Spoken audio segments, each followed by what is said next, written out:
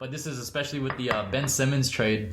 Yeah. Well, that's what he's trying to do. He's just stuck in the Philadelphia 76ers, right? Yeah. And he was really underperformed in the playoffs. I'm not sure if you saw that game or if you guys saw those games. The finals game. Basically, barely didn't even score in like the fourth quarters of those games. He missed or he passed up open shots that could have like secured them the win. To be fair though, he was fairly decent like throughout the whole season. It's just one final game when it mattered that he kind of choked. Right? But that's the whole regular season. You work your ass off in the regular season so you can perform in the playoffs. Yeah. So you can win the title of actually becoming the champion, right? Yeah.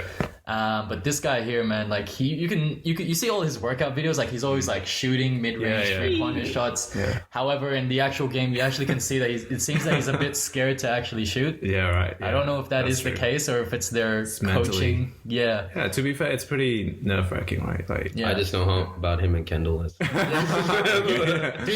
like the Kardashian curse on basketball. That guy has a max contract, man. Yeah. Super max contract. Yeah, that's true. What's that? So What's Supermax mean? Wait, can you explain player empowerment to the people that doesn't know? Yeah, so player empowerment, right?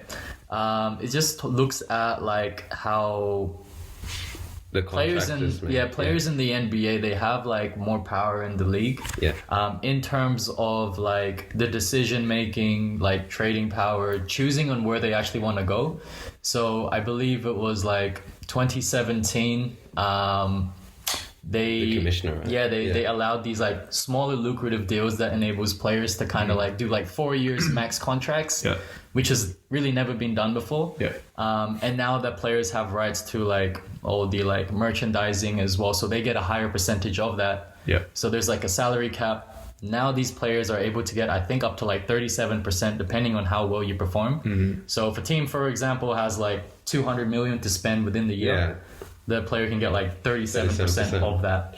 One player. Yeah, shit. That's crazy. So like, because it's not team sports anymore. It's people are following the players. A lot of people are following players because at the end of the day, that's kind of what sells. You know, like back in the 90s and stuff, it was really predicated around like the salary, the team sports. Yeah. Now it's like, oh, wherever LeBron goes, I go. You know what I mean? But I was kind of like surprised to see that players don't actually make a lot of money on salary alone. Like most of their income comes from like the marketing and like their own like promotions and things like that, right? And shit, and other businesses. Which is opposed to soccer, where salary is like mostly the massive soccer money is massive.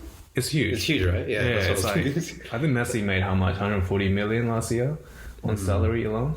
Yeah. Some players like.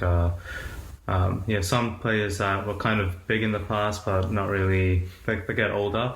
They just kind of stay at clubs, and they like just sit on the bench and warm the bench. And they sit on like 300k a week. Yep. Oh, that's 300k a week. Yeah. Jeez, that's so much money, man. But they have to pay like the agents, and then they have to pay that. Agents, I think they get like 15%. Is it? 15%. It's not much. Houses. More than what we make.